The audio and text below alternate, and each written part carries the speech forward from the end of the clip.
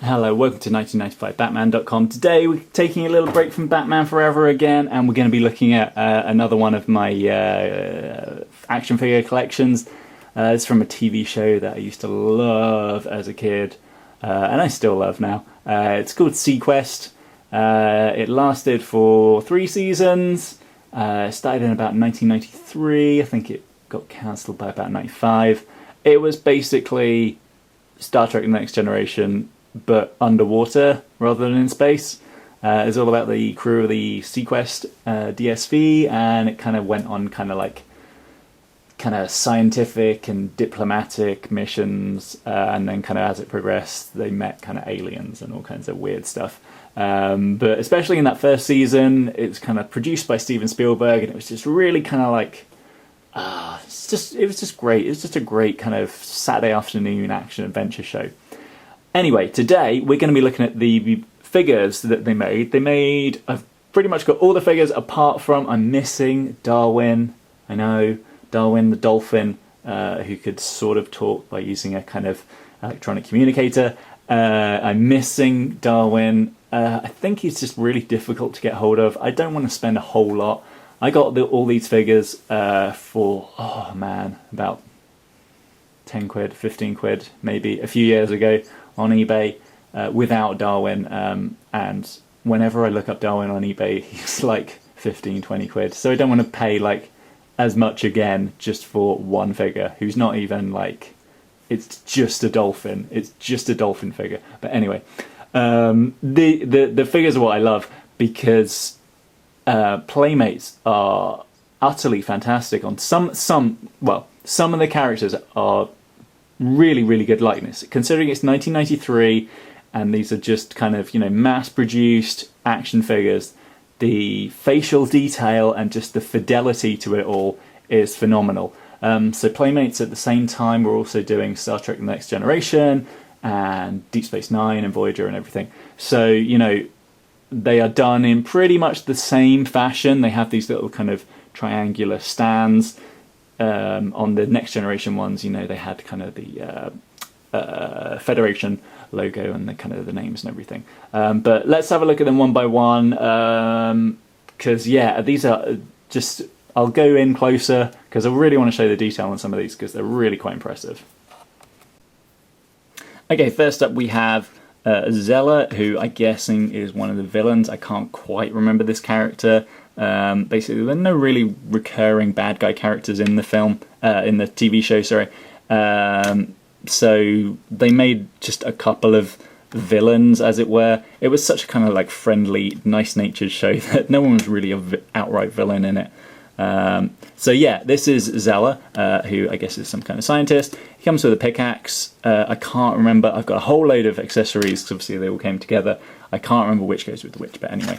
I don't know who this is based on, but it's a nice sculpt. There's a lot. I'll just show you the articulation. There's a lot of articulation. It's all the same. So obviously, there's the peg there to make him stand.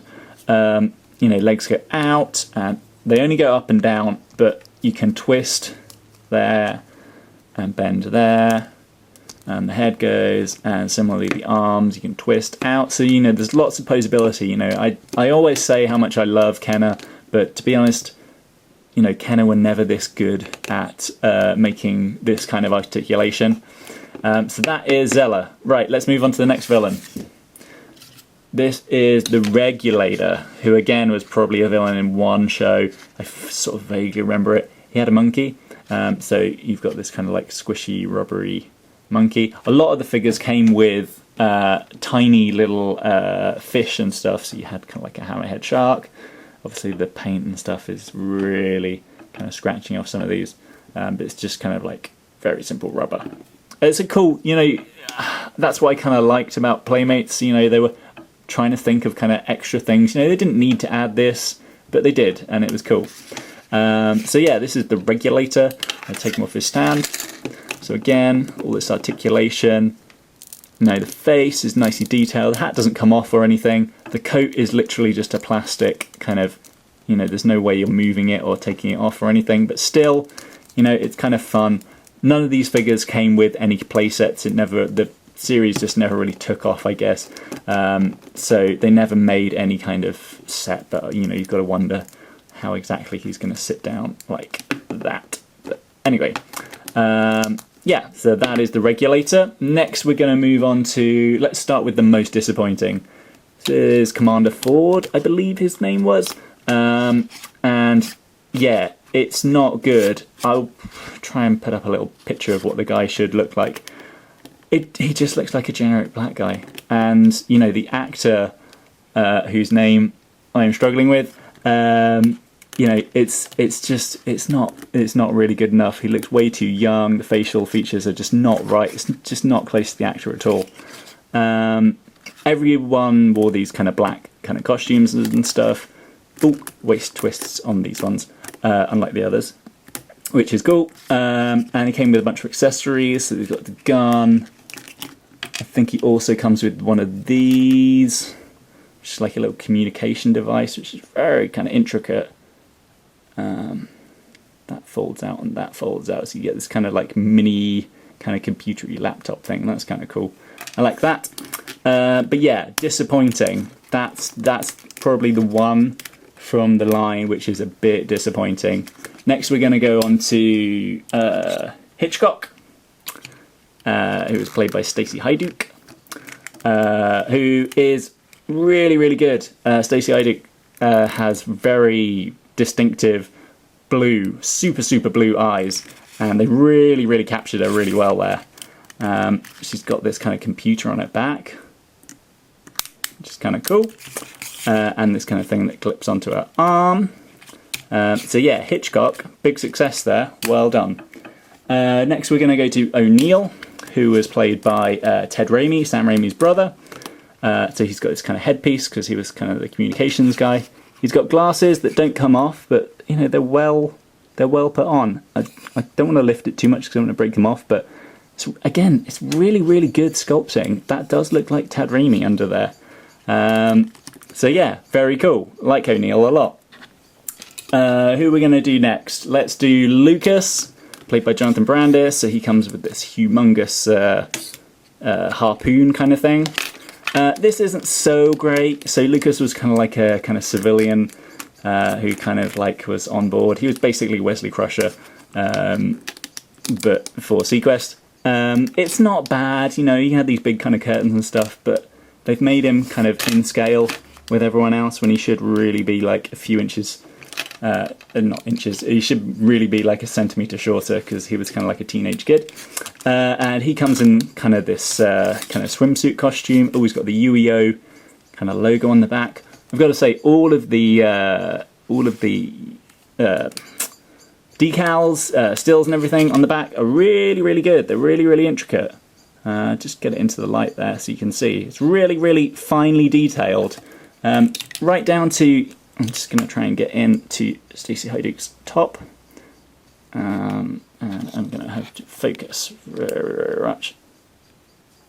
See, she's got a little SeaQuest kind of logo there, which is actually really, really sharp, considering the scale. So who else we got? We've got Chief Crocker, played by actor I think called Royce D. Applegate, who was kind of like the chief kind of character. He was kind of like the security guy on board. So he comes with a little kind of gun kind of thing. He also came with some handcuffs, if you want to handcuff him to, I don't know, one of the villains or something. It's kind of cool. That is a really, really good sculpt. Again, I'm going to need to kind of come in and just get his face, because that is really, really good. Royce D. Applegate. Really good. And then last but no means least, the captain, Captain Bridger, played by Roy Scheider. So he comes with like a little gun and stuff. I've got a whole bunch of accessories here, which I'll show at the end. But again, let's get in Captain Bridger's face. That's pretty good. Roy Scheider had a very kind of craggy, kind of distinctive face, and that's actually pretty good, considering, the time that it was made, and it's a mass-produced figure. That's very, very impressive. So yeah, that is the SeaQuest line. And go through some of the random accessories. It's kind of guns, More guns. A lot of them came with kind of the same thing. You've got this kind of like flip open laptop again. You've got these things which are called the whiskers, which I think kind of went outside the ship and kind of scouted ahead for stuff. You've got a little mask thing you can pop on any character. Room to breathe. Very cool. I think that's about it. So yeah, that is the SeaQuest line. It's a show that I really enjoyed, and I think Playmates, with the exception of Commander 4, did a fantastic job making these into figures. It's a shame the show didn't last for much longer, because obviously we didn't get a chance to get like a bridge set or anything to display them on. But still, yeah, I absolutely love them, and if you're a fan of the show, you should definitely get them.